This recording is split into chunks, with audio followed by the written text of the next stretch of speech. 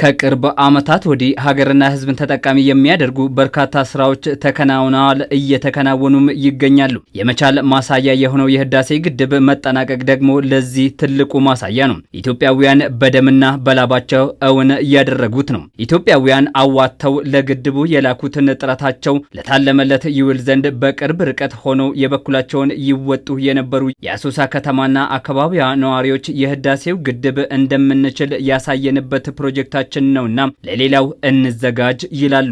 ሲቲ ፈተና በህዳሴ ግድብ ላይ ብዙ ውጣ ውረዶች ነበሩ፣ ብዙ ፈተናዎች ነበሩ እና ያ ተፈተነ ሰው ደግሞ አይደል መጀመሪያ ሰው ማለት መፈተን አለበት። ፈተና ያለፈ ሰው ግን ምንም አይፈራም። አሁን ህዳሴ የተሰራው አሁን አልহামዱሊላህ በሰላም ተጠናቀቀች። አሁን ደግሞ አብዛኛው ወደብ ነው 130 ሚሊዮን ሆነን የለንም ሲባል ይሄ ውርደት ነው። የባህር በር ለኢትዮጵያውያን የቅንጦት ሳይሆን የመኖርና ያለመኖር ጉዳይ ነው። ምንም እንኳ ቀይ ባህር ከነደሴቶቹ የኢትዮጵያ የታሪክ አካል የነበረ ቢሆንም በታሪካዊ ጠላቶቿ እስከዛሬ ይህንን ታሪኳን ተነጥቃ የቆየች ስለመሆኗ በቁጭት ያነሳሉ። በመሆኑም በህዳሴው የታየው አንድነታችን በባህር በር ጥያቄ ላይ መደገም አለበት ባይ ናቸው። የተጠየቀው ጥያቄ ፍትሃዊ ነው ብዬ ነው ማምነው። ምንም ጥያቄ የለው ስላልሆነ እንጂ በፊትም የነበረ ነው። ይሄ ጥያቄ ምን ያህል ነው የኢትዮጵያ ህዝብ የባህር በር ፍላጎቱ ምን ያህል ነው ለማለት እስከ ታች ድረስ ውይይት ይፈልጋል።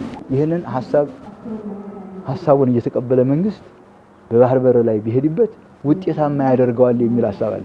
ኢትዮጵያ ራሱ 130 ሚሊዮን ይስቢሳ ማቆለፍ ማለት በበርሚውስ ግባና ለጊዜኔ ነው። ስለዚህ የማይሆን ጉዳይ ነው። የህልና ጉዳይ ነው።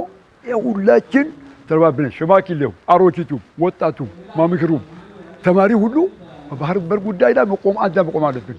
ኢትዮጵያ እያነሳች የምትገኘው የባህር በር ጥያቄ ተገቢ መሆኑን ወዳጅም ጠላትም የሚያምንበት ጉዳይ ቢሆንም ቀዱም የኢትዮጵያ ማደግ የማይዋጥላቸው ታሪካዊ ጠላቶች ግን ይህን ጥያቄ አንሸዋረው ለማሳየት ጥረት ማድረጋቸው ግልጽ ነው። ይሁን እንጂ የታለመውን ማሳካት የሁሉም ኢትዮጵያውያን ሀገራዊ ኃላፊነት ነው። ስለዚህ ይመለስ ነው የሚለው በዲፕሎማሲ ይመለስ እና ሂሳብ ሞት ልጆች ቢጠቀሙበት ይሻል። አባይ ግድብን ገንዘብ አውጥተናል እኮ ከትልሹም ሴትም ወንድም ልጅም አውጥቶ ግድብ ተሰርተዋል።